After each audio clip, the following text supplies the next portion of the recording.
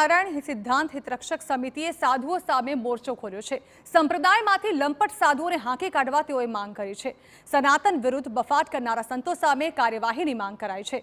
ઘનશ્યામ કંડારી વિરુદ્ધ બેનર લગાવીને વિરોધ દર્શાવવામાં આવ્યો તો કલેક્ટરને આવેદન આપીને રજૂઆત કરવામાં આવી।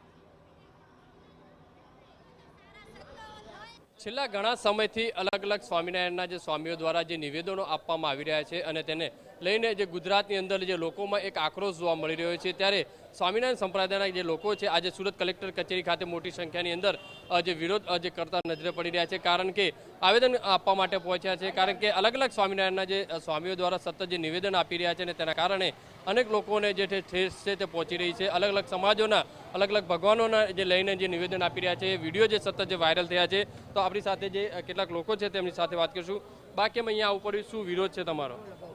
અમારો વિરોધી છે અમે સ્વામિનારાયણ સંપ્રદાય છે અમે અમારે એક જ વિરોધ, બીજો કોઈ વિરોધ નહીં કે સાધુ જ્યાં લંપટ છે, બાળકોનું શોષણ કરે છે, નારીઓને પ્રાઇવેટ બોલાવે છે, પેલા એન્ટ્રીમાં લખે કે અહીંથી ને નારીઓને પ્રવેશ નથી, તો પાછળની બારીઓથી જ્યાં કાળા કર્મ કરે છે એની માટે વિરોધ છે। અને એ મોટા ડ્રોમ નાખીને જે કથા કરે છે એની અમે વિરોધ છે। એટલે આવું સરકારને માહિતી આપવાની કે તમે આવું રોકો અને અમને અમારો ન્યાય સુખદપૂર્વક આપો। આ સ્વામીઓ જે સતત નિવેદનો આપી રહ્યા છે, જે રીતે એક પછી એક વિડીયો પણ આવી રહ્યા છે, કેટલી ખરાબ વાત, કઈ રીતે જોઈ રહ્યા છે, શું વિરોધ તમારો?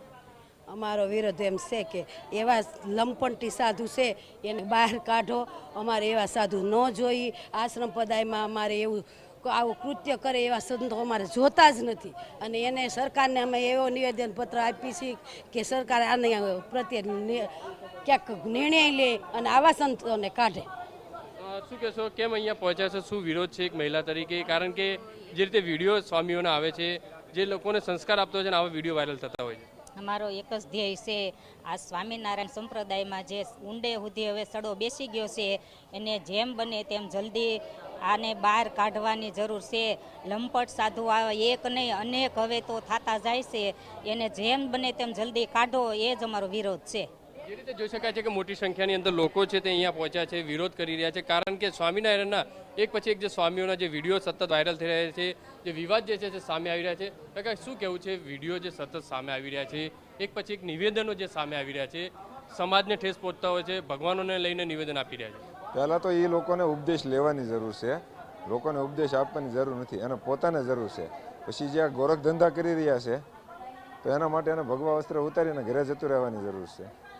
કેમ કે લોકોને સદમાર્ગે વાળાને અસદમાર્ગે વાળે છે, રેપ કરે છે, બળાત્કાર કરે છે, કોકની બૈરી લઈને ભાગી જાય છે, સાધુ છે ને આવા ધંધા કરે છે ને પોતે સાધુ સંત હોવાનો દાવો કરે છે, બાકી એમાં સંતનું કોઈ લક્ષણ નથી, બરાબર? ચલણી નોટું છાપે છે। જોઈ શકાય છે કે મોટી સંખ્યાની અંદર આજે સંતો છે તે અહીંયા પહોંચ્યા છે, સાધુઓ, શું કહેવું છે, સ્વામીઓના એક પછી એક નિવેદન આવી રહ્યા છે, અલગ અલગ સમાજ અલગ અલગ ભગવાનના નામે એક પછી વિડીયો પણ વાયરલ થઈ રહ્યા છે, કઈ રીતનો વિરોધ આપનો? સ્વામિનારાયણ સંપ્રદાયની અંદર ભગવાન સ્વામિનારાયણે કોઈ પણ સનાતન ધર્મનો વિરોધ કરવાનું કહ્યું જ નથી। બધા જ ભગવાનને એને સર્વોપરી રાખ્યા છે। અને આ સ્વામીઓ પોતાના મનગમતા પદાર્થો મેળવવા માટે, પોતાને જોતી હોય વસ્તુ મેળવવા માટે